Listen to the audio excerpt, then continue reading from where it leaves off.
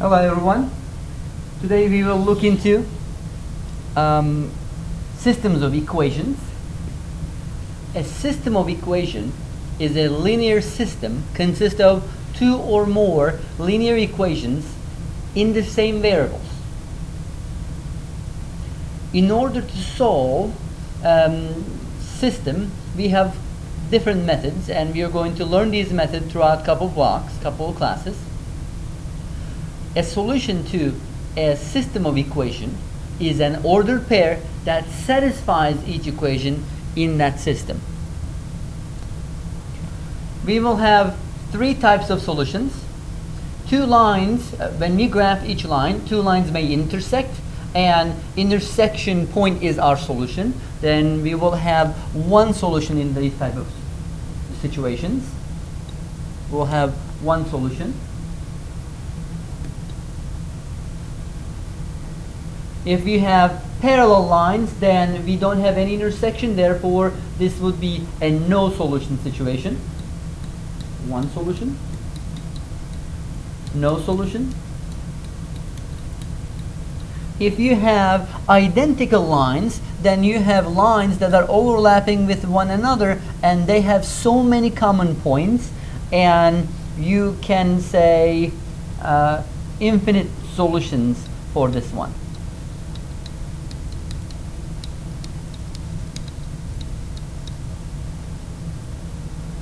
Here's our first example. On the first example, we're going to graph each of the line on the coordinate plane. Then we're going to find the point of intersection. Our first line, y is equal to x times negative 8, b is negative 8, slope is 1. I can just write that in here too. M is 1 and b is negative 8.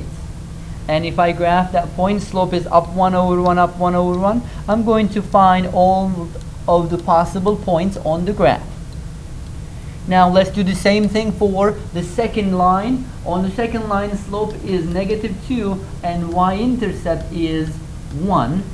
Y-intercept is at 1, slope negative 2 means down 2 over 1, down 2 over 1. Up 2, left 1, up 2, left 1. We will complete all of the points. Then we're going to draw a line passing through all the points. Once you drew a line passing through all the points, now we can see that the two lines intersect at one point. On that point, which will be our point of intersection, we can say that this intersection point is the point we are looking for. And that is a common point for both of the equations, and that would be a solution. A common point is the solution for both of the equations because it's a point that's valid for both equations. So solution is x3, y, negative 5. Now, one way to check to see if our solution is correct or not would be taking this x solution and substituting that solution into both equations, and it must satisfy both of the equations. Let's substitute on the first equation. We would have negative 5 is equal to 3 minus 8, and it turns out that negative 5 is equal to negative 5. It satisfies the first equation. Let's do the same thing for the second equation. Negative 5 is equal to negative 2 times 3 plus 1. Negative 5 is equal to negative 6 plus 1. Negative 5 is equal to negative 5, also satisfied. Knowing that it satisfied both of them, I can confirm that my solution is 3, negative 5. So we have one single solution, and that solution is 3, negative 5. Here's our second example. We will start by graphing each line again, and we will find the point of intersection. In our first line, slope is 1/2, y-intercept is 9. Start at 9. 1/2 is up 1 over 2, or down 1, left 2. We can graph our first line. And we can find points for the second line as well. Y-intercept is at 6. And slope is negative 1. That means down 1 over 1, down 1 over 1. or we can go backwards, up one, left one, up one, left one. Let's graph each of the lines. After graphing each line, we can see that the intersection point of two lines is x negative 2, y 8.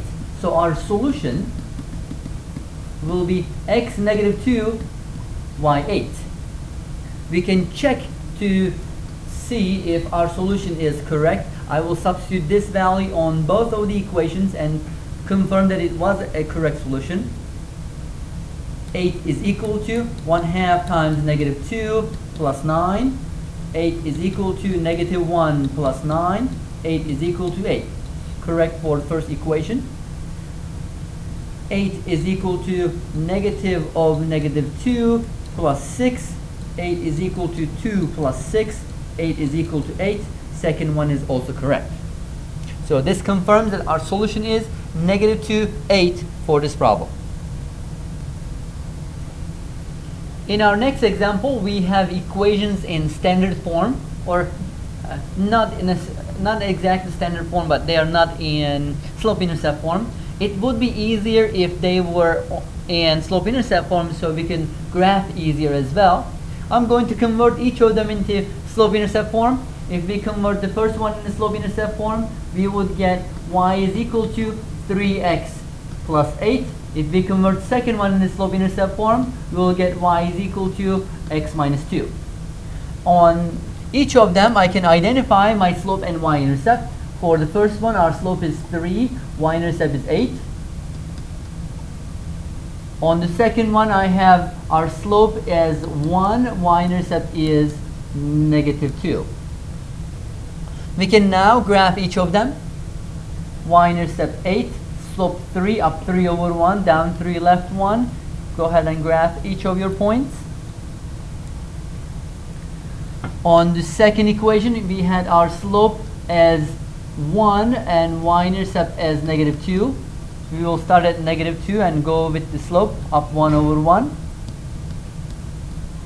We can go backwards, down 1, left 1.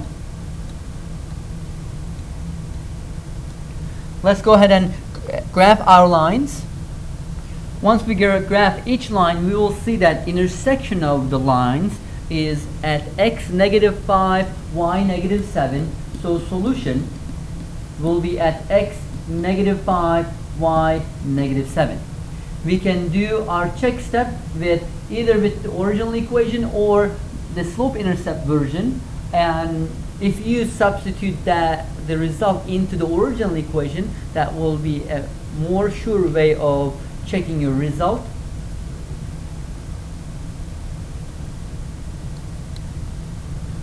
If we substitute negative 5, 7 on each equation, we will find 8 is equal to 8, negative 2 is equal to negative 2, which confirms that our solution was a correct solution.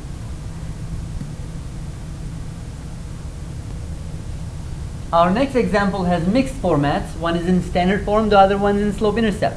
Let's identify both slopes and intercepts, but let's convert the first one into slope-intercept form. That way, identifying slope and y-intercept will be easier. If I subtract x from each side, we will get 2y is equal to negative x plus 4. Then if I divide each side by 2, we will have y is equal to 1/2 x plus 2.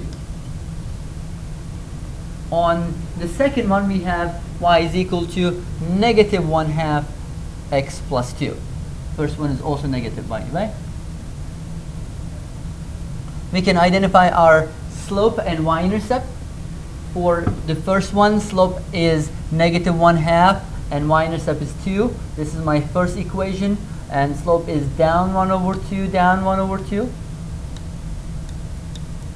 Up 1, left 2, up 1, left 2. These are all my points. On the second equation, it turns out that we have same slope and same y-intercept, so I'll use the same points as our second line. It turns out that if we graph our lines, we will have two lines that are overlapping with one another. Because they are overlapping lines, they have more than one point as common point. Therefore, they will have more than one point as solution. So these lines will have infinite solutions. We call them infinite solutions because every point that's on the line which was shared by both lines is a solution.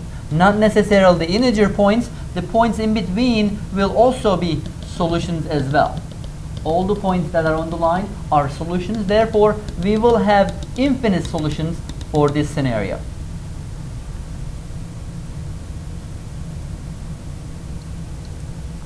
Here's our last example. Let's rewrite each equation in slope-intercept form so we can identify slope and intercept. My second equation, if I subtract x from each side, we will have negative y is equal to negative x plus 2. If I multiply the entire equation by negative, we will have y is equal to x minus 2. I can identify my slope and y-intercept from that, and I can graph each of the equations.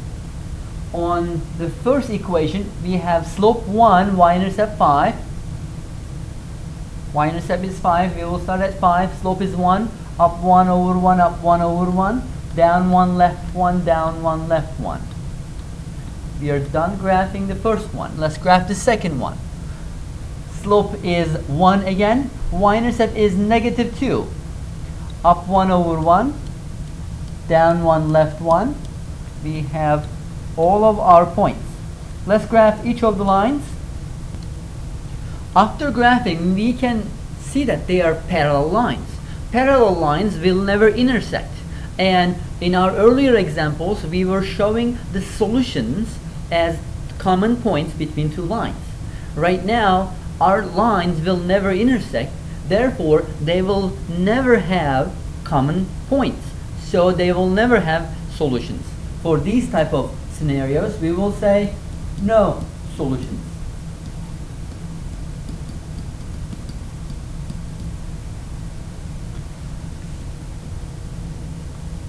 Here's your first u-try.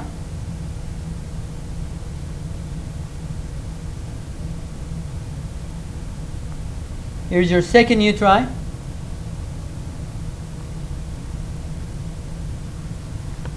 Here's your last u-try.